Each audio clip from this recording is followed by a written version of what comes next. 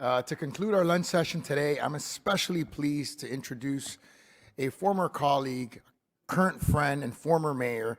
First time I met Transportation Secretary Pete Buddha Judge, we were on a millennial mayor's panel. That was the first and the last time that I was ever called a millennial. And been on a few panels since then, and very, very blessed and happy to call him a friend. He serves all of us as the 19th Secretary of Transportation, having been sworn in as Secretary in February. He brings our perspective, that of a mayor, to his job as Secretary. He was such a leader on our issues. As chair of our special task force in advancing manufacturing, he was always involved in the important work of this conference, and we are so blessed to have him in this position at this critical time as the new point person on so much of the funding being provided under the new Infrastructure Investment and Jobs Act. His Department of Defense is slated to receive about $660 billion in total transportation funding. That's with a B. Substantially more than any other sector. He also knows that our state colleagues received a substantial share of this funding by formula, and he understands what that means for us. In the past, states have rarely used the law's flexibilities to fund our key priorities. So the good news is that the new law gives the Secretary control over about $100 billion of this total funding. Folks, he has a big checkbook, all right? As such, we are fortunate to have our former colleague in this position at this time. We know he will be looking for ways to make sure these discretionary funds will be allocated to help us in America's cities, advancing our important priorities, and help us with these new resources to transform our transportation system and our cities well into the future. Before I invite him to share his initial remarks, I'd like to invite another one of my good friends, Denver Mayor Michael Hancock, to come up and join me. He has been such a key leader on transportation infrastructure as chairman of our Transportation and Communications Committee. Mayor, please come join us on stage. There you are behind me.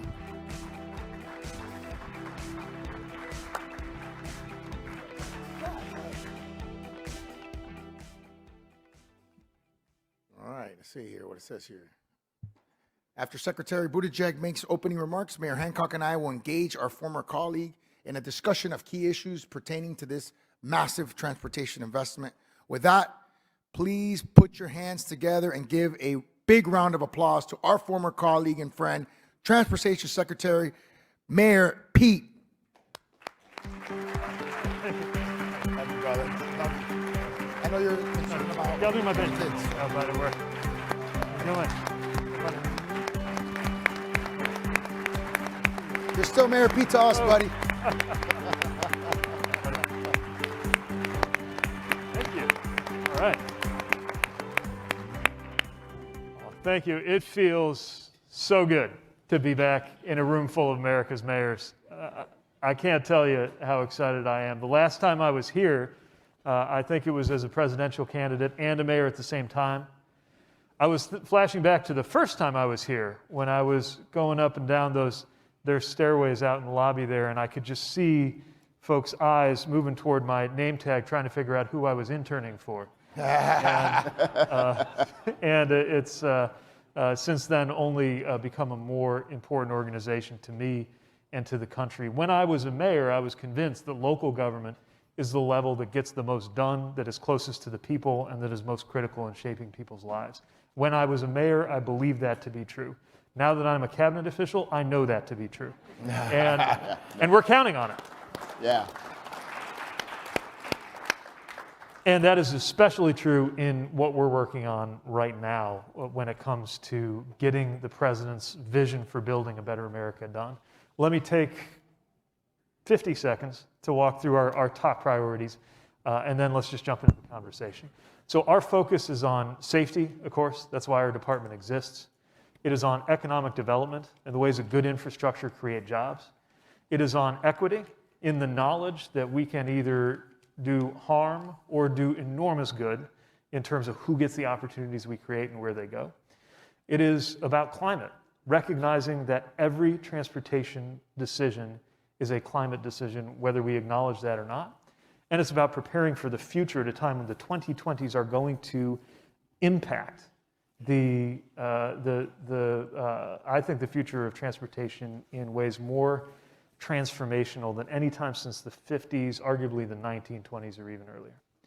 So with all of that in mind, the other thing that you realize very quickly in the cabinet is we're not actually playing the instruments. We're conducting. And you're the symphony. Most of the dollars that are allocated, those eye-popping sums of money, Francis, you were talking about, those are not dollars that we spend, right? Those dollars that we get out to the states, our friends in the state transportation departments. And then just in case there are things that our friends in the state transportation departments don't see or figure out for themselves, there is a very healthy flow going out to our local partners too. And that is where so much of the action is going to be. So I promise to be brief up front. I'm so pleased to be here and really looking forward to jumping into the conversation. Thank you, Mr. Secretary. And without further ado, I'd like to defer to my good friend, Mayor Hancock from Denver.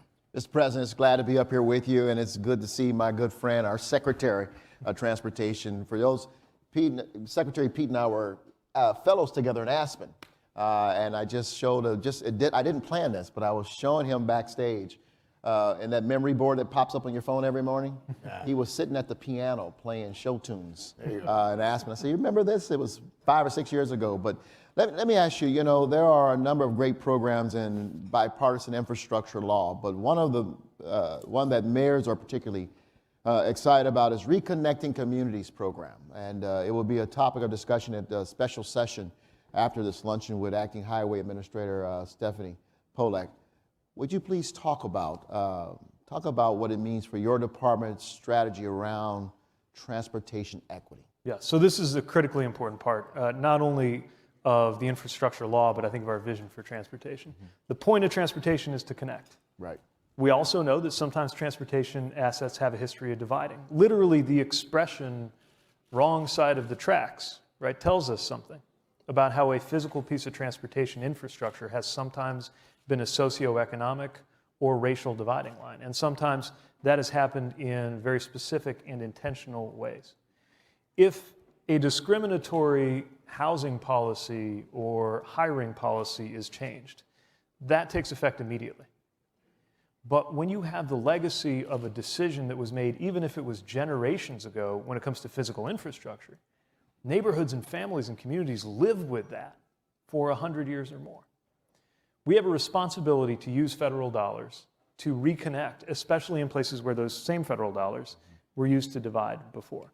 And so many of you have, I know, on the top of your minds right now, specific examples of where federally funded transportation assets did cut off one neighborhood from another, or literally remove a neighborhood, disproportionately black and brown neighborhoods. This is not, by the way, a phenomenon of one region. This is not a southern thing. We have seen it everywhere from Syracuse to Pittsburgh to Birmingham. And I'm not saying this to make people feel guilty. I'm saying this because we can do something about it. Mm-hmm. And that's what this program is about. Yeah. This is about finding ways to use transportation dollars. Sometimes it means a highway has to go. Sometimes it can stay right where it is, but we need to bridge across it or under it or around it. And those are exactly the ideas that are going to come up from the communities. So this $1 billion will be for a discretionary program to meet that intent. But I also want to add that if we get it right, the other discretionary dollars we have, the RAISE program, infra program, this can be one of the features of the transportation investments we make. And I would say definitely for our leading and more forward-thinking state partners, again, I don't mean to wink at this too often, but obviously different states have different levels of alignment between the state capital and the city. But an enlightened state will do this too, and will hopefully work with you to do it, and we're going to do everything we can to encourage that. You mentioned this other leg of the equity stool, if you will, climate. And you've said publicly that every transportation decision is also a climate decision, and the bipartisan infrastructure law has several program components, including climate, including the $106 billion for transit. What are some of the other key climate programs, and how can mayors take advantage of that opportunity? So it doesn't have to be called a climate program to have climate impacts. Right. And think about the simple fact that no sector puts more greenhouse gases into the atmosphere in the first place than transportation, which means, in my view, that transportation has the responsibility and the opportunity to be the biggest part of the solution. So what does it actually look like to do that? Well, a big part of that is transit. It's making sure people don't have to bring 2 tons of metal with them everywhere they go. And that's true in small communities when you have the right kind of transit options, just as it is in our big cities. But it's also, of course, about making sure that when you are in a car, that's cleaner and greener. That's why we're so excited about electric vehicles, right? Look, electric vehicles are going to happen, with or without us. There are 3 questions, though. Will it happen quickly enough to meet the climate challenge? Will it happen in an equitable way so that low-income families and rural families who potentially have the most to gain from the fuel savings can actually afford these things to begin with? And third, will it be made in America? It's in order to make those 3 things true that there has to be policy role. And that policy role for us, according to this law, includes investing in a network of 500,000 electric vehicle chargers across the country. Now, a lot of you have already been promoting or installing, sometimes even municipally owning and operating electric vehicle infrastructure in your communities. And that's really good, because I do not mean to say that we're going to have 500,000 federally owned and operated electric vehicle charging stations around the country. Our job is to buy down the difference so that they're actually equitable, and to provide you with the tools to help figure out where they should be sited. So we're teaming up with the Department of Energy to get that done through a joint Office of Energy and Transportation. Also, when it comes to climate, I have to talk, because you all are, and you live this, Mayor Suarez, and everybody in a different way, I mean, certainly in your neck of the woods too.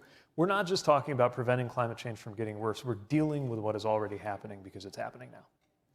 And that's what the PROTECT grants are. It stands for, I can't remember what most of our programs stand for. The R is for resilience. It is a dedicated fund for resilience, because that's what we need, right? I mean, if you have a road get washed out on an annual basis, does it make sense on an annual basis to put it back exactly where it was, how it was?